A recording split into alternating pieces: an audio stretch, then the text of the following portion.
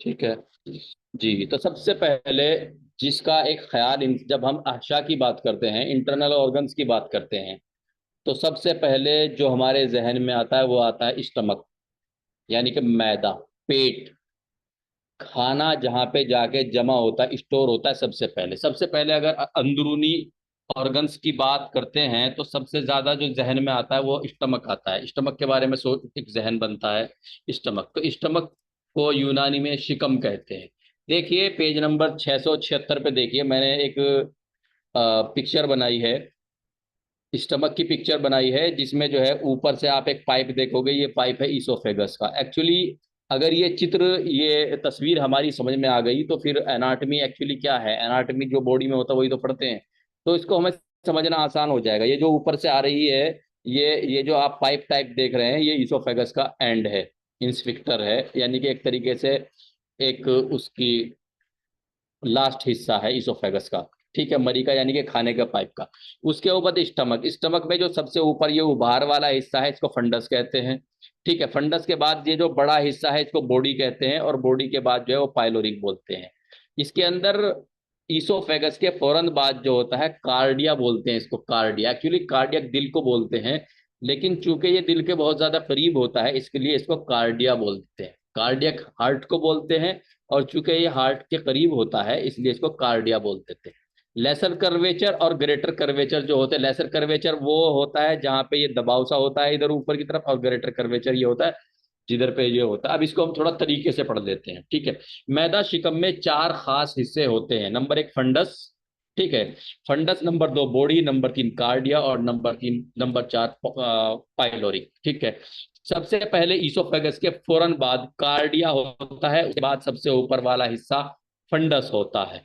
ठीक है, फंडस के नीचे बॉडी, और बॉडी के बाद का जो आखिरी हिस्सा है जो कि आगे चल करके ड्यूडिनम से मिल जाता है उसको पाइलोरिक एंड बोलते हैं। लेसर कर्वेचर और ग्रेटर कर्वेचर होते हैं। लेसर कर्वेचर जो है, ठीक है, लेसर कर्वेचर ऊपर की तरफ होता है, ग्रेटर कर्वेचर थोड़ा सा लेफ्ट साइड में होता है और साइज में बड़ा होता है। शिकम, शिकम यानी कि स्टमक कहाँ पे सिचुएटेड होता है, कहाँ होता है, सबसे पहले हमें ये पता लगना जरूरी है।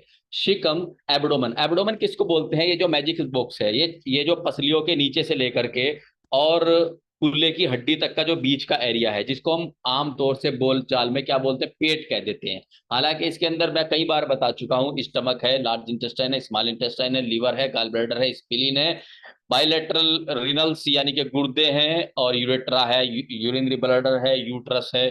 ठीक है, ये सब कुछ है। ठीक है, लेकिन बोलने में क्या आता है, पेट। एक्चुअली पेट का मतलब हमारा वो मकसद नहीं होता जिसमें खाना जमा होता है।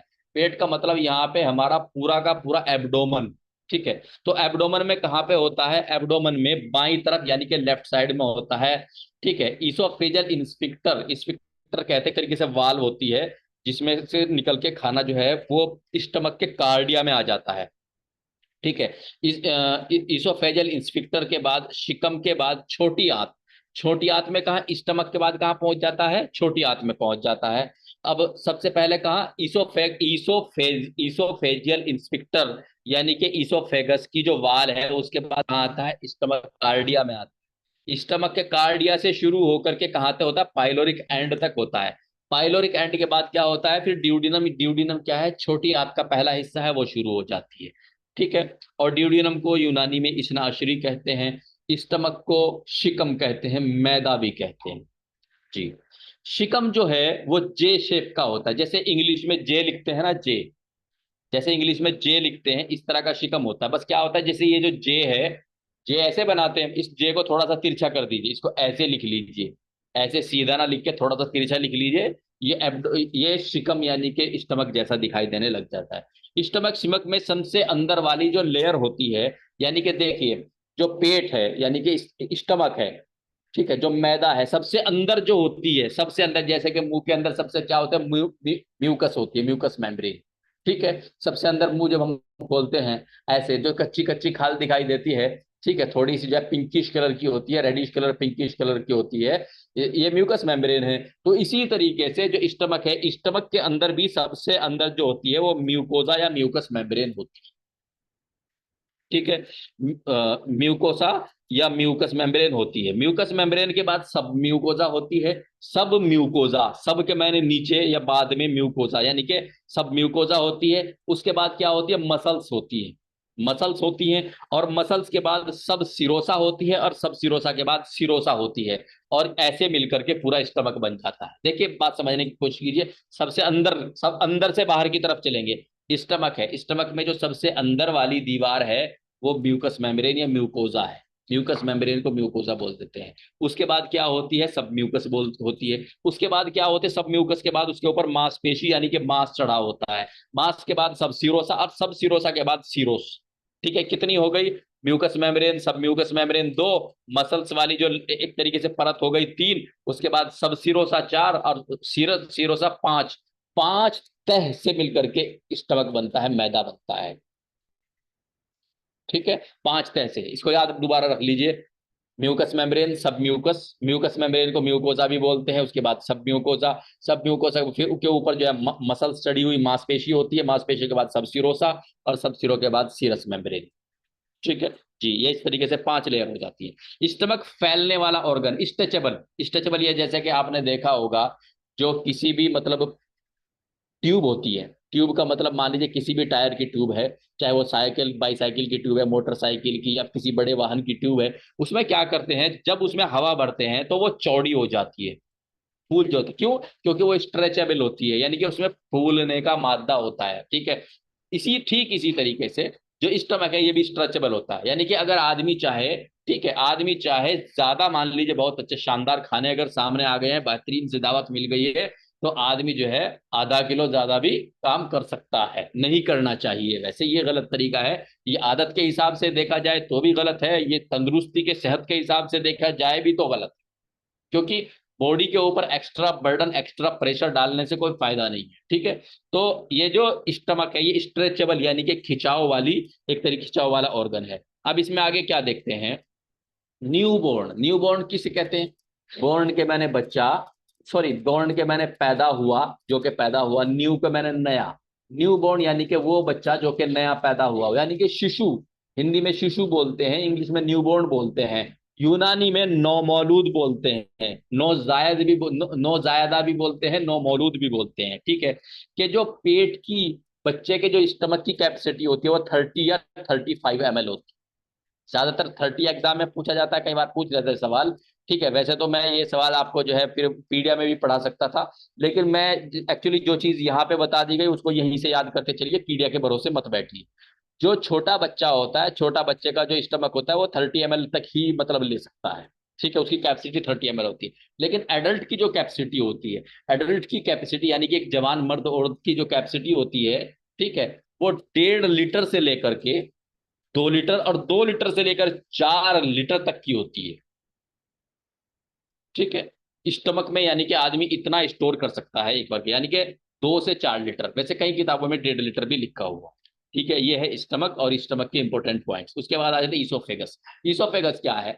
ठीक है, ईसोफेगस जो फेरिंक्स से लेकर के स्टमक तक का जो पाइप है, खाने का जो पाइप है, गले से लेकर के, फेरिंक्स से लेकर के जो स्टमक तक का जो पाइप है उसको ईसोफेगस बोलते हैं। ठीक है, यूनानी में इसको मरी बोलते हैं, बड़ा अजीब सा नाम है। ठीक है, लेकिन याद रख लेना है, ईसोफेगस मरी एक अजलाती उजू है। अजलात किसको कहते हैं? मसल्स को बोलते हैं। अजलात किसको बोलते हैं? मसल को बोलते हैं, मसल्स, मांसपेशी। ये जो ईसोफेगस है ये मांसपेशियों का बना हुआ होता है, जिसकी लंबाई 25 सेंटीमीटर होती है। इसकी लंबाई बहुत ज्यादा इंपॉर्टेंट है, आप लोग जहां लिखें तो वाई स्टार बना लें। ईसोफेगस की जो लंबाई है वो अक्सर और बेशतर पूछ ली जाती है। ठीक है, तो ईसोफेगस की जो लंबाई है वो 25 सेंटीमीटर है। ये फेरिंग्स के बाद से शुरू होकर स्टमक तक होती है, और कितनी होती है? ये 25 सेंटीमीटर होती है। ठीक है, ईसोफेगस मरी, देखिए ध्यान देने की जरूरत है। देखिए, ये जो इंसान की छाती है, ठीक है, मैं आप लोगों को पढ़ा चुका हूं, छाती में जो ईसोफेगस है, जो खाने का पाइप है, वो सांस लेने वाला जो पाइप होता है उसके पीछे होती है। जो सांस लेने वाला पाइप होता है वो आगे होता है, और ये जो खाने वाला पाइप जो होता है ये पीछे होता है। समझ में आ रही है बात? इसी तरीके जो दिल है, जो हार्ट है, ये हार्ट के भी पीछे होता है।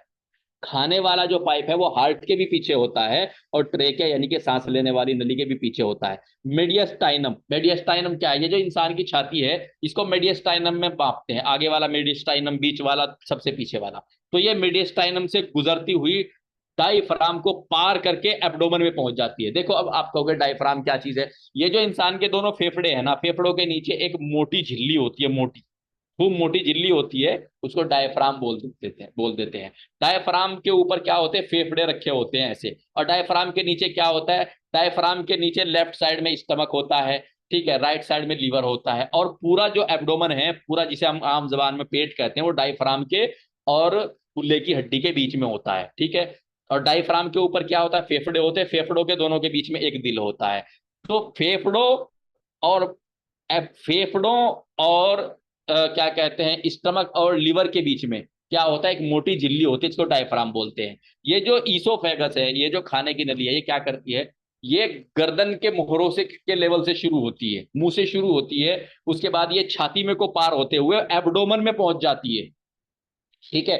ये क्या करती है? सबसे पहले गर्दन यानी कि उनकी मोहरों से शुरू होती है, उसके बाद ये छाती में यानी कि एक तरीके से चेस्ट में, चेस्ट केज, जो छाती का पिंजरा है उसका मेडिस्टाइनम में को निकलती है, दिल के और ट्रेकिया के पीछे को निकलती है। और उसके बाद जो है क्या होता है, ये जो मैंने आपको डायफ्राम बताया, जो कि एक मोटी झिल्ली है, उसको पार करके नीचे एब्डोमेन वाल में पहुंच जाती है, जहां पे स्टमक है, क्योंकि स्टमक कहाँ है? नीचे है, फेफड़ों से फेफड़ नीचे है, तो ये कहाँ तक पहुंच जाती है? ये स्टमक तक पहुंच जाती है। जी, तो इस मेडिस्टाइनम से होती है डायफ्राम, डायाफ्रामा को क्रॉस करती हुई एब्डोमिनल कैविटी में पहुंच जाती है। तो सबसे पहले कहाँ होती है? ये जो गर्दन है, गर्दन के लेवल को पार करती है। उसके बाद जो चेस्ट लेवल है, जो चेस्ट एरिया है, जो चेस्ट रिब है, जो चेस्ट, जो छाती का एक तरीके से जो रिब केज है, उसको पार करती है, और उसके बाद एब्डोमिनल कैविटी में पहुंच जाती है, ठीक है। तो इसको याद रखना।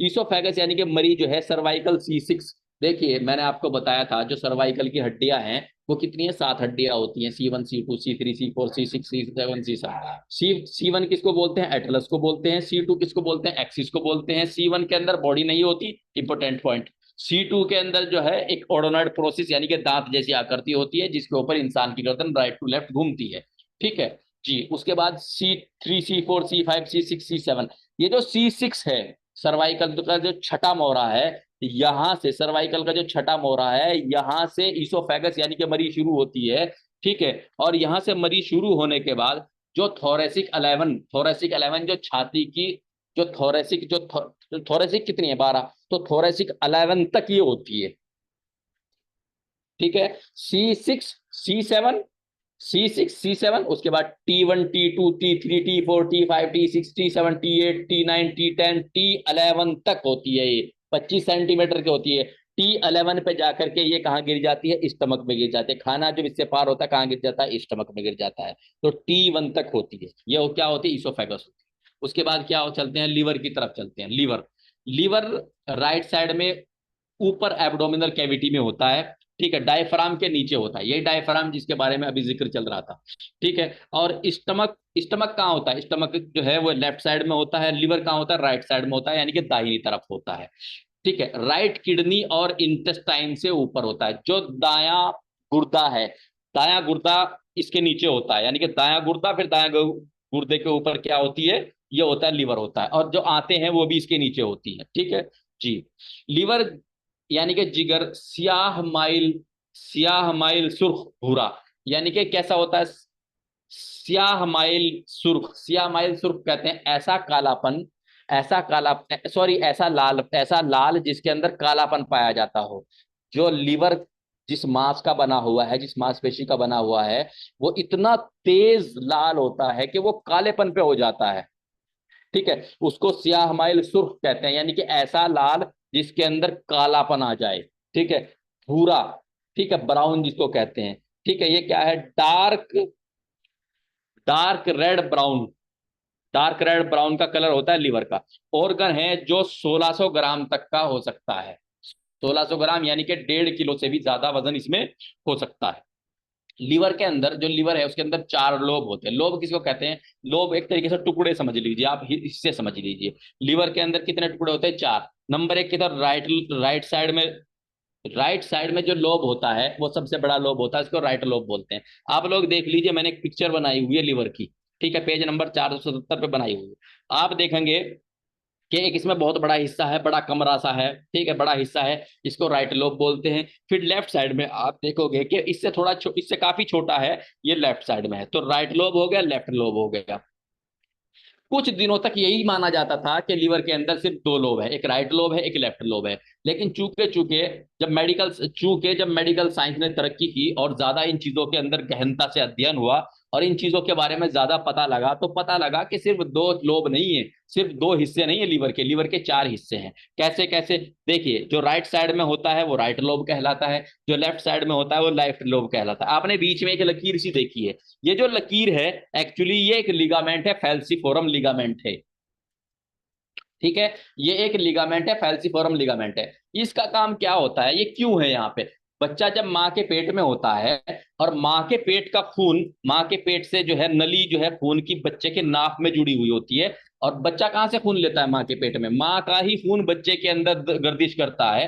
तो ये जो फोल्सीफेरम लिगामेंट है, एक्चुअली ये एक आर्टरी वेन वेसल्स होती है, ये एक वेसल्स होती है। इसमें को क्या होता है, इसमें को खून पास होता है जब बच्चा माँ के पेट में होता है। लेकिन जब बच्चा पैदा हो जाता है, ठीक है, तो ये वाली जो वेसल्स है ये बंद हो जाती है। क्यों? क्योंकि माँ का खून फिर बच्चे में नहीं होता, बच्चा एक अलग बॉडी बन जाता है, एक अलग अलग इंसान बन जाता है पैदा होने के बाद। तो ये क्या, ये एक तरीके से एक मांस का लोथड़ा रह जाता है, ठीक है, एक लिगामेंट रह जाता है सिर्फ ये, और इसको फैल्सीफोरम लिगामेंट कहते हैं। उससे पहले ये एक नस होती है, इसमें को खून पार होता है, ठीक है। मैंने थोड़ा सा आपको बता दिया। अब चार लोब होते हैं। चार लोब कौन से? एक राइट लोब होता है, एक लेफ्ट लोब होता है। इसके अलावा दो लोब और भी होते हैं, एक क्वाड्रेट लोब होता है, एक क्वाड्रेट लोब।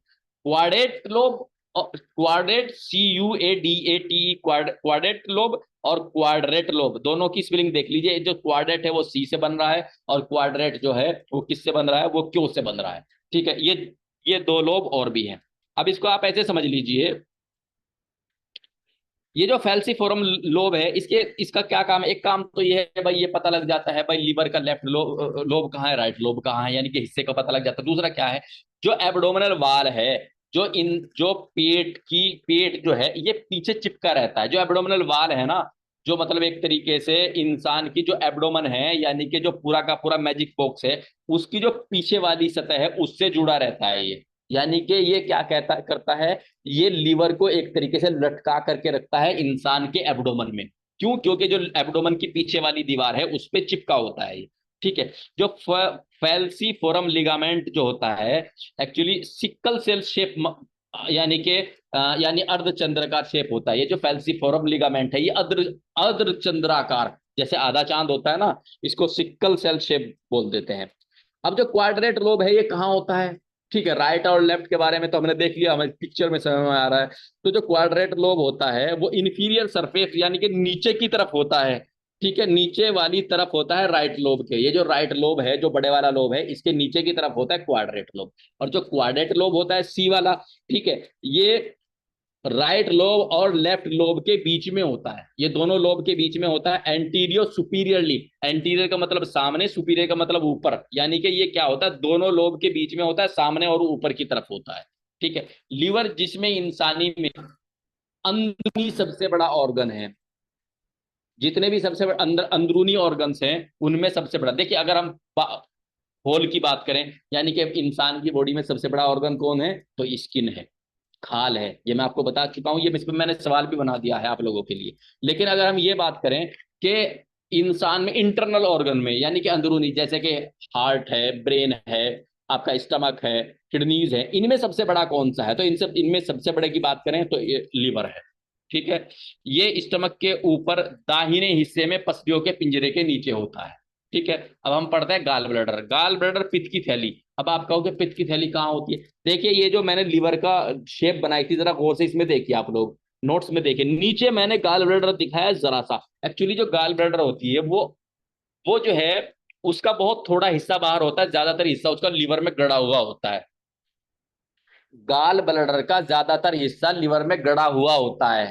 गाल ब्लैडर का ज्यादातर हिस्सा लिवर में गड़ा हुआ होता है, लिवर में ही घुसा हुआ होता है, बहुत थोड़ा हिस्सा बाहर की तरफ होता है, ठीक है। तो ये देख लीजिए आप, जो मैंने पेज नंबर 677 पे बनाया, अब आप इसको थोड़ा खोल के देख लीजिए, मैंने बड़ा सा बना दिया।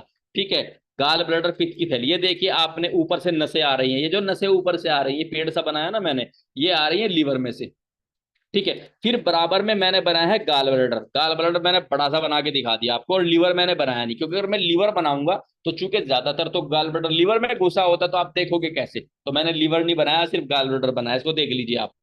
ठीक है, एक तो राइट हिपेटिक डक्ट, यानी कि जो लीवर का राइट लोब है उसमें से राइट हिपेटिक डक्ट निकलती है, और left hepatic duct left lobe में से निकलती है, दोनों में से निकलती हैं। ठीक है, ये आगे आ जाती है, और आगे आने के बाद कॉमन हिपेटिक डक्ट बोल देते हैं, जब ये दोनों राइट हिपेटिक डक्ट और लेफ्ट हिपेटिक डक्ट दोनों आकर के मिल जाती हैं, इसको बोल देते हैं कॉमन हिपेटिक डक्ट। जब आप अल्ट्रासाउंड पढ़ते हो तो अल्ट्रासाउंड में ये चीजें लिखी हुई होती हैं, ये चीजें आपको मेरी याद, जब आप किसी का अल्ट्रासाउंड पढ़ोगे, किसी जानने वाले का अल्ट्रासाउंड पढ़ोगे, तो ये चीजें आपको मेरी याद आएंगी, इसलिए गौर कर लीजिए, ये आपके एग्जाम के लिए भी वो है, और आपके वैसे भी लिए उसके। देखिए लीवर में मोटा मोटा कितने, 4 लोब हैं वैसे तो, लेकिन मोटा मोटा राइट एंड लेफ्ट, बीच में फॉल्सिफरम लिगामेंट। ठीक है, तो जो राइट तरफ से आ रही है वो राइट हिपेटिक डक्ट, और जो लेफ्ट तरफ से आ रही है लेफ्ट हिपेटिक डक्ट, और दोनों डक्ट मिलकर के क्या हो गए, common hepatic duct, common common हो गए, दोनों तरफ से हो गए। उसके बाद क्या हुआ, नीचे क्या है, नीचे है पित्त की थैली। पित्त की थैली का क्या काम है, जो पित्त,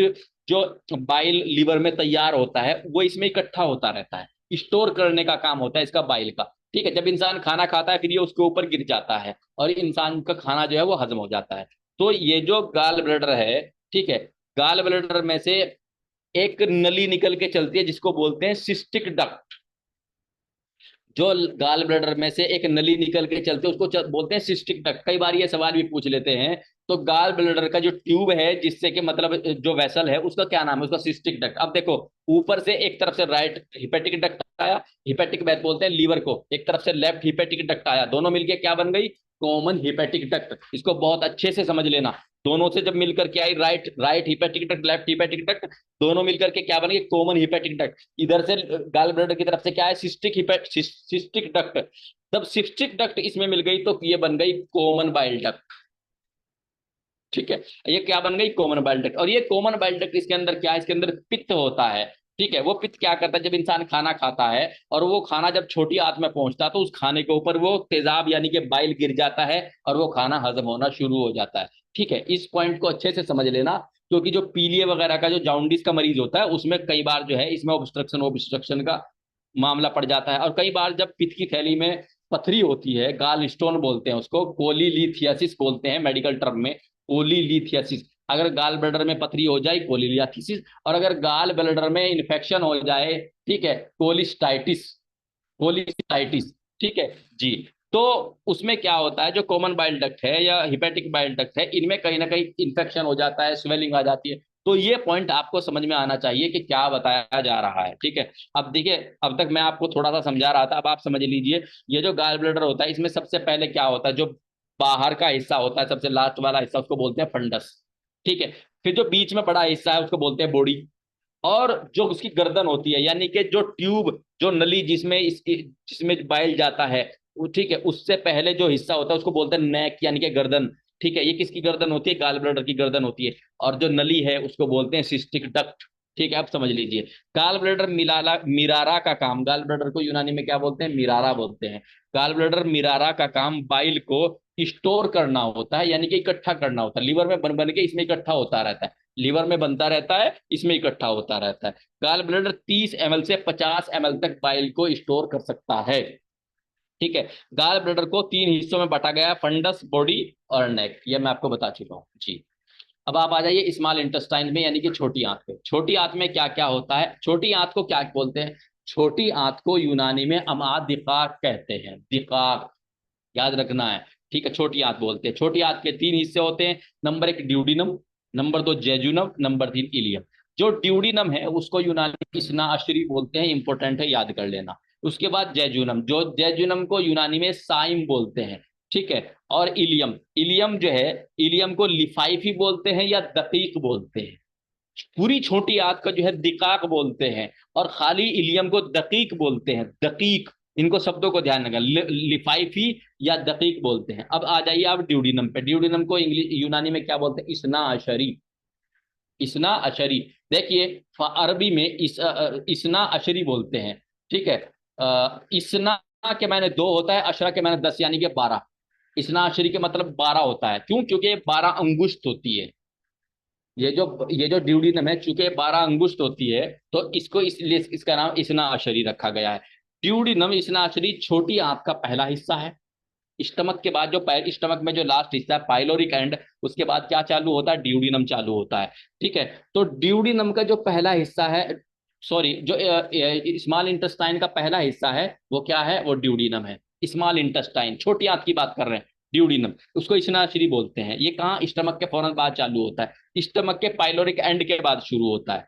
ठीक है। ये कैसा होता है? ये 10 से 12 सेंटीमीटर तक, सॉरी 10 से 12 इंच तक हो सकती है। ठीक है। उसके बाद ये सी के आकार की होती है। कैसी होती है? सी। सी। अब देखो ये क्या होता है, जैसे मान लीजिए स्टमक, स्टमक आया, स्टमक के बाद जो पाइलोरिक एंड के बाद फिर ये ऐसे होके ऐसे होके ऐसे होती है ये। ठीक है। मैंने बनाई हुई है, आप लोग देख लीजिए। मैंने बनाई हुई, आप लोग देख लीजिए। तो जो इसका पहला हिस्सा है, ठीक है, वो यूं होता है, फिर दूसरा हिस्सा खड़ा होता है, फिर एक यूं होता है। देखिए अब कैसे हो गई? यूं यूं यूं। अब ये जो बीच में इसमें जगह बनी है, मान लीजिए यूं यूं यूं, तो बीच में क्या होता है? जो पैनक्रियाज है, आपने सुना होगा पैनक्रियाज से क्या निकलता है? इंसुलिन, जो कि शुगर को क्या करता है? डाइजेस्ट करता है। ठीक है। इंसुलिन निकलता है। तो इंसुलिन किससे निकलता है? पैनक्रियाज से। तो पैनक्रियाज मान लीजिए ये सी शेप हो गई।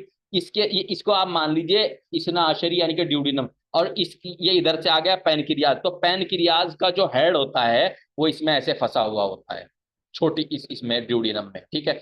तो ये ड्यूडिनम का ऊपर वाला हिस्सा, फिर ये खड़ा हिस्सा, फिर ये ड्यूडिनम में कितने हिस्से हो गए? 3, 1 2 3। एक ऊपर वाला, दूसरा, तीसरा। ये देखिए मैंने शेप बनाया हुआ है। तो जो ऊपर वाला हिस्सा होता है वो लंबर 1 की जगह होता है। जहां पे इंसान के रीढ़ की हड्डी का लंबर 1 होता है ना, वहां पे ड्यूडिनम का, उसके सामने क्या होता है? ड्यूडिनम का ये वाला हिस्सा होता है। फिर जो जहां पे नंबर 2 होती है वहां ड्यूडिनम का खड़ा हिस्सा होता है। फिर जहां पे नंबर 3 होता है वहां ड्यूडिनम का तीसरे वाला हिस्सा होता है। ठीक, अंडरस्टैंड? आप समझ रहे हैं? ये होती है ये हो जाती है ड्यूडिनम। अब ड्यूडिनम के बाद आप आ जाइए जेजुनम। जेजुनम को कहते हैं साइम। ड्यूडिनम को, जेजुनम को क्या बोलते हैं? साइम। साइम ये स्मॉल इंटेस्टाइन का बीच वाला हिस्सा है। सबसे पहले ड्यूडिनम, फिर जेजुनम, फिर इलियम। तो बीच वाला हिस्सा है। इससे पहले क्या होती है? ड्यूडिनम होती है, और इसके बाद क्या होती है? इलियम होती है। ये कितने होता है? ये 2.5 मीटर की होती है। इसकी लंबाई कई बार पूछ लेते हैं, ड्यूडिनम, सॉरी जेजुनम कितनी? जेजुनम की लंबाई 2.5 मीटर। अब मैं एक बात बताऊं आपको, जेजुनम है इसका नाम। जेजुनम एक्चुअली होता क्या है? ये ज्यादातर खाली रहती है। और खाली कौन रहता है? जो रोजेदार होता है, रोजेदार का पेट खाली हो जाता है शाम तक। ठीक है। और ये भी खाली रहती है। तो समझने की बात क्या है? इसका नाम क्या है? साइम। और रोजे को क्या बोलते हैं? सौम। रोजे को क्या बोलते हैं? सौम बोलते हैं ना रोजे को। ठीक है। रोजे को सौम बोलते हैं। तो इसको क्या बोलते हैं? रोजेदार। जेजुनम को क्या बोलते हैं? रोजेदार। ये रोजेदार क्यों बोलते थे? क्योंकि ये जो जेजुनम जो एरिया होता है, छोटी आंत का ये जो हिस्सा है, ज्यादातर खाली रहता है। मतलब इधर खाना आया और इधर जल्दी जल्दी इसने आगे पहुंचा दिया, ये खुद ब खुद खाली रहता है। तो चूंकि रोजेदार का पेट भी खाली होता है, और रोजे को सौम बोलते हैं, रोजेदार को साइम बोलते हैं, तो इस आंत को साइम बोलते हैं, यानी कि रोजेदार बोलते हैं, क्योंकि ये ज्यादातर खाली रहती है। ठीक है जी। और ये 2.5 मीटर की होती है। जेजुनम को इसलिए साइम बोलते हैं क्योंकि ये खाली रहती है। जी, ये क्यों बता दिया मैंने आपको थोड़ा सा खोल के, ताकि आपको याद रखने में आसानी हो। उसके बाद हम आते हैं इलियम पे। इलियम को यूनानी में लिफाइफी या दकीक कहते हैं। पूरी छोटी आंत जिसमें ड्यूडिनम भी है, जेजुनम भी है, इलियम भी है, उसको दिकाक बोलते हैं। लेकिन खाली अगर हम बात करें इलियम इलियम की, तो दकीक बोलते हैं या लिफाइफी बोलते हैं। ये 3.5 मीटर लंबी होती है, और जेजुनम के बाद होती है, और इसके बाद जो है बड़ी आंत शुरू हो जाती है। बड़ी आंत का पहला हिस्सा जिसको सीकम बोलते हैं वो शुरू हो जाता है। सीकम कौन सा हिस्सा है? सीकम वो हिस्सा है जिससे वर्मीफोरम अपेंडिक्स, आपने अपेंडिक्स का नाम सुना होगा, जो कि आंत बढ़ जाती है। ठीक है। वर्मीफोर अपेंडिक्स जिसमें लगी हुई होती है उसे सीकम कहते हैं। ठीक है। ये जेजुनम के बाद से लेकर के सीकम तक के बीच में होती है, 3.5 मीटर इसकी लंबाई होती है। ठीक है जी। अब हम चलते हैं लार्ज इंटेस्टाइन। लार्ज इंटेस्टाइन को यूनानी में अमा गिलाज कहते हैं। लार्ज इंटेस्टाइन को क्या कहते हैं? अमा गिलाज कहते हैं। लार्ज इंटेस्टाइन अमंग इलाज को 3 हिस्सों में बांटा गया है। देखिए स्मॉल इंटेस्टाइन को भी हमने 3 हिस्सों में बांटा था, ड्यूडिनम, जेजुनम, इलियम, ठीक है, स्नाशरी, साइम, लिफाई, दकीक। और इसी तरीके से हम लार्ज इंटेस्टाइन यानी कि जो बड़ी आंत है उसको भी 3 हिस्सों में बांट लेते हैं। सोचते रहिए, देखते रहिए, समझते रहिए। तो जो लार्ज इंटेस्टाइन है, लार्ज इंटेस्टाइन का जो पहला हिस्सा है उसको सीकम बोलते हैं। क्या बोलते हैं? सीकम। सीकम को यूनानी में आउर कहते हैं। देखिए मैंने लिखा हुआ है, आप पेज पेज नंबर 680 पे आ जाइए। आउर, आउर बोलते हैं सीकम को। सीकम के बाद क्या होता है? कॉलोन। कॉलोन को कॉलोनी बोलते हैं यूनानी में भी। यहाँ आपके लिए बेनिफिट हो गया, ठीक है। लेकिन हाँ, इस तरह का पूछते नहीं अगर एक ही हो जाता है, ठीक है जी। तो कोलोन को कोलोनी। अब कोलोन कितने होते हैं? कोलोन जो है, देखिए जो बड़ी आंत है, बड़ी आंत कैसे होती है मैंने नीचे बनाई है, पेज नंबर 680 पे सबसे नीचे आ जाइए। जो कोलोन होता है, कोलोन पे जो खड़ा है को असेंडिंग कोलोन, जो ऐसे पड़ा है उसके ऊपर उसको ट्रांसवर्स कोलोन, जो नीचे आ रहा है उसको डिसेंडिंग कोलोन, और जो तिरछा है उसको सिग्मोइड कोलोन कहते हैं। और उसके बाद रेक्टम, और रेक्टम के बाद एनस से टट्टी निकल जाती है, इंसान का खाया पिया जो भी इंसान मुंह से खाता है वो निकल जाता है, ठीक है। तो बड़ी आंत की बात पढ़ रहे हैं, तो बड़ी आंत में सबसे पहले क्या? Ascending colon, ascending colon. देखो इनको पढ़ना समझ लीजिए सबसे पहले, कम से कम इतना हो जाएगा कि आपसे अल्ट्रासाउंड पढ़ना आ जाएगा। अल्ट्रासाउंड ज्यादातर पेट का कराते हैं ना, आपसे अल्ट्रासाउंड पढ़ना आ जाएगा अगर आपने इसको देख लिया। एग्जाम तो आप पक्का पास करोगे ही करोगे इसे पढ़ने के बाद, मेहनत से पढ़ने के बाद, साथ में अल्ट्रासाउंड भी देखना सीख लोगे, ठीक है। आपको पूरी एनाटॉमी समझ में आ जाएगी, ठीक है। तो क्या होता है? जो ऊपर जा रहा है खाना, राइट साइड में ऊपर जा रहा है उसको बोलते हैं असेंडिंग कॉलम। फिर बराबर में जो राइट साइड से लेफ्ट की तरफ गया, ट्रांसवर्स। ट्रांसवर्स यानी कि एक तरफ से दूसरी तरफ आड़ा, ठीक है। उसके बाद ट्रांसवर्स के बाद डिसेंडिंग कॉलन, और फिर तिरछा नीचे नीचे तिरछा जो होता है सिग्मॉइड कॉलन, और उसके बाद रेक्टम होता है, रेक्टम के बाद एनस हो जाता है, ठीक है। ये हो जाता है कोलोन के हिस्से। उसके बाद आते हैं रेक्टम पे। रेक्टम अमाम मुस्तकीम, चूंकि ये जो रेक्टम है इंसान का टट्टी का जो रास्ता होता है मिकाद यानी कि एनस, जो आखिरी रास्ता है जिससे टट्टी बाहर निकल जाती है, उससे पहले जो हिस्सा होता है रेक्टम होता है। इसको रेक्टम इसलिए बोलते हैं क्योंकि ये बिल्कुल सीधा होता है, ये बिल्कुल सीधा होता है। उसके बाद एनस में टट्टी आ जाती है, फिर बाद में बाहर एक्सक्रीट कर देता है, उसको आउट कर देता है, बाहर निकाल देता है। तो ये बिल्कुल सीधा होता है। मुस्तकीम, मुस्तकीम के मैंने भी क्या होता है? सीधे के होते हैं। मुस्तकीम के मुस्तकीम के मतलब क्या होता है? सीधे के। अगर हम कहें सिरात मुस्तकीम, सिरात के मैंने क्या? रास्ता, मुस्तकीम सीधा, यानी कि एक ऐसा रास्ता जो कि सीधा हो, ठीक है। लेकिन यहाँ पे हम सिर्फ मुस्तकीम की बात कर रहे हैं, सिरात मुस्तकीम की बात नहीं कर रहे हैं। तो मुस्तकीम, ठीक है। मुस्तकीम का मतलब क्यों? क्योंकि ये जो आंत होती है, ये आंत बिल्कुल बीच में होती है और ये सीधी होती है ऐसे, ठीक है। ये आंत सीधी होती है, बिल्कुल ऐसे होती है, और ये बिल्कुल लास्ट वाला हिस्सा होता है। इसके बाद एनस, एनस से टट्टी बाहर निकल जाती है, ठीक है। तो इसको आप देख लेना। अब हम सबसे पहले क्या पढ़ते हैं? सीकम, बड़ी आंत का पहला हिस्सा सीकम। इलियम के फौरन बाद शुरू होता है, ठीक है। इलियम में क्या होता है? इलियम में जो इंसान का खाना होता है वो सीकम में गिर जाता है। सीकम क्या करती है? सीकम उसको ऐसे संकुचती है, तो जो उसमें होता है वो ऊपर असेंडिंग कॉलन में चढ़ जाता है, फिर ट्रांसवर्स कॉलन में चढ़ जाता है, फिर डिसेंडिंग कॉलन में चढ़ जाता है, फिर रेक्टम में आके बाहर निकल जाता है। तो ये क्या करता है? ऐसे ऐसे करता है। कमाल की बात है, ये एक बड़ा ही स्पेशल चीज होती है। सीकम बड़ी आंत का सबसे सबसे पहले वाला हिस्सा है, ठीक है। ये स्मॉल इंटेस्टाइन के इलियम, ये स्मॉल इंटेस्टाइन यानी कि जो छोटी आंत है, छोटी आंत का सबसे छोटी आंत का जो इलियम है उसके बाद वाला हिस्सा है, और ये बड़ी आंत का पहला हिस्सा है। ये एक थैली नुमा होता है, जैसे कि पाउच थैली होती है ना, ये एक थैली की तरह का होता है। क्योंकि जब इसमें पोटी इकट्ठी हो जाती है, मल इकट्ठा हो जाता है, या डाइट समझ लीजिए, खाना समझिए, इसमें इकट्ठा हो जाता है, फिर ये उसको ऐसे प्रेशर मारता है, उसको एकदम ऊपर चढ़ा देता है, वो ऊपर चढ़ जाता है, फिर दूसरी तरफ को लेकर के निकल जाता है, ठीक है। तो सीकम एक थैली नुमा होता है, यानी कि पाउच लाइक ऑर्गन है सीकम। और की लंबाई 5 से 7 सेंटीमीटर होती है। 5 से 7 सेंटीमीटर यानी कि 2 इंच, यानी कि तकरीबन इतनी मान लीजिए 2 इंच तकरीबन, यानी कि इंसान के उंगली के 2 पोरे, ठीक है। इतना ये लंबा होता है। ये टर्मिनल इलियम से, टर्मिनल इलियम यानी कि जो छोटी आंत का आखिरी हिस्सा है, terminal ileum, terminal terminal ileum होता है, उसके इलियोसीकल वाल्व से शुरू होती है। एक वाल होती है जो छोटी आंत से और इसके बीच में होती है। वो वाल क्यों होती है? ताकि जब खाना इसमें आया और इसने ऐसे दबाया तो वो खाना जो है बड़ी आंत में चढ़ जाता है ऊपर, लेकिन जब ये ऐसे दबाएगा, अगर वहां पे वाल्व नहीं होगी तो खाना क्या वापस छोटी आंत में भाग जाएगा जिधर से आया है, इलियोसीकल में, ठीक है। तो चूंकि वहां क्या होती है, वहां एक वाल्व होती है, खाना उसमें से छोटी आंत में से बड़ी आंत में गिर तो जाता है लेकिन वापस नहीं जाता। इस वाल्व को इलियोसिकल वाल्व बोलते हैं, ठीक है। इसका डायमीटर 9 सेंटीमीटर होता है, यानी कि चौड़ाई 9 सेंटीमीटर और लंबाई 7 सेंटीमीटर। ये इसको ऐसे समझ लीजिए कि इसकी जो लंबाई है, इसकी लंबाई कितनी है, 2 इंच, और चौड़ाई कितनी है, 3 इंच। यानी कि ये कुछ ऐसे समझ लीजिए कि चौड़ाई में अगर ये इतना है, ये चौड़ाई में इतना है, तो लंबाई में इतना है, यानी कि इसकी लंबाई कम चौड़ाई ज्यादा होती है। ठीक है, ये इंटेस्टाइन का अकेला एक ऐसा भाग है जिसकी चौड़ाई ज्यादा होती है, लंबाई कम होती है। ठीक है जी। इसका डायमीटर 9 सेंटीमीटर होता है, ये तकरीबन 2 इंच लंबा होता है। सीकम को एब्डोमिनल टॉन्सिल्स भी कहते हैं, सीकम को एब्डोमिनल टॉन्सिल्स भी कहते हैं। टॉन्सिल क्या होते हैं? ये जो टॉन्सिल होते हैं ना गले में, इनको टॉन्सिल बोलते हैं। तो जो सीकम होता है, सीकम को एब्डोमिनल टॉन्सिल भी कहते हैं। जी, ये कंप्लीट हुआ। अब आ जाइए किडनीज पे, यानी कि गुर्दों को समझ लीजिए। कुल्लिया एक गुर्दे को बोलते हैं, कुल्लिया एक गुर्दे को बोलते हैं। कुल्लियातैन एक से ज्यादा गुर्दे को बोलते हैं, और इंसान के अंदर एक से ज्यादा ही गुर्दे होते हैं, यानी कि 2 होते हैं, तो उनको कुल्लियातैन बोलते हैं। ठीक है जी। गुर्दे 2 होते हैं, एक राइट दूसरा लेफ्ट साइड में होता है। ठीक है। जो जो गुर्दा होता है वो T12 से लेकर L3 तक होता है। जो रीढ़ की हड्डी के मोहरे हैं ना इंसान के, T12, यानी कि जो छाती वाला मोहरा है, T12 वो जो लास्ट वाला मोहरा है, उसके उसके वहां से शुरू होकर L3, L1, L2, L3, L कितने नंबर कितने होते हैं, 5। तो T12 से लेकर के L3 तक क्या होता है, गुर्दा होता है।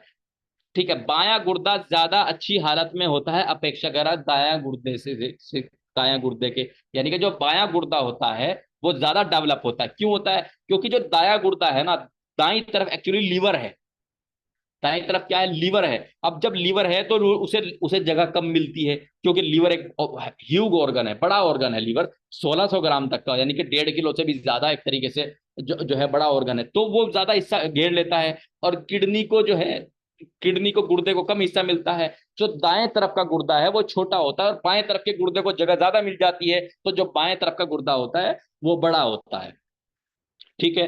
हर गुर्दे में तकरीबन 10 लाख सेल्स होती हैं, और हर एक सेल्स को नेफ्रॉन बोलते हैं। गुर्दे की सेल को नेफ्रॉन बोलते हैं। और हर सेल के अंदर एक ग्लोमेरुलस होता है। ग्लोमेरुलस का क्या होता है? ग्लोमेरुलस का काम काम खून को छानना होता है। खून के अंदर जो पेशाब होता है, पानी होता है, उसको उसको छान करके अलग करना होता है। ठीक है। और साथ में जो क्रिएटिनिन होता है, जो यूरिक एसिड होता है, ये सब चीजें छान करके जो है वो पेशाब में, यूरेटर में निकाल के जो पेशाब का जो एक तरीके से स्टेज है जिसको यूरिनरी ब्लडर बोलते हैं, यूरिनरी ब्लडर में पहुंच जाता है, और उसके बाद जब इकट्ठा हो जाता है आदमी पेशाब कर देता है। तो गुर्दों का काम क्या होता है? खून को छानकर उसके अंदर जो पानी है और जिसका पेशाब बनना है, या क्रिएटिनिन है या यूरिक एसिड है, वो हो जाता है। ठीक है जी। ग्लोमेरुलस जो है खून को छानता है। एक मेल में गुर्दे का वजन 129 से 137 ग्राम तक होता है। जो मर्द होते हैं, मर्दों में चूंकि मर्दों की बॉडी बड़ी होती है, लेडीज की बॉडी जो है बॉडी जो है अपेक्षाकृत छोटी होती है, तो मर्दों के जो किडनी जो होगा 129 से 137 ग्राम तक का एक गुर्दा होगा मेल में। ठीक है। ऐसा भी हो सकता है 129 जो है वो राइट हो, और लेफ्ट जो है 137 हो, क्योंकि जो राइट होता है, राइट गुर्दा छोटा तो लेफ्ट गुर्दा बड़ा होता है। ठीक है। फीमेल में 108 से 116 ग्राम तक का होता है। इसमें ऐसे भी हो सकता है कि जो राइट है वो 108 हो और जो लेफ्ट है वो 116 हो। ठीक है। किडनी बीन की शेप का होता है। बीन बीन बीन जो एक तरीके का बीन होता है ना, बीन किडनी शेप, आपने ट्रे देखी होगी, तो बीन की शेप का होता है। लेफ्ट किडनी और राइट किडनी से साइज, जो लेफ्ट किडनी है उसका साइज राइट किडनी से बड़ा होता है। राइट किडनी 10.9 सेंटीमीटर की, जबकि लेफ्ट किडनी 11.2 सेंटीमीटर की होती। जी, आज इतना ही, बाकी आगे कल देखेंगे। जिसको जो पूछना है पूछ लीजिए। अब मैं स्टॉप ऑफ कर रहा हूँ, रोक रहा हूँ इसको, आप लोगों को म्यूट कर रहा हूँ।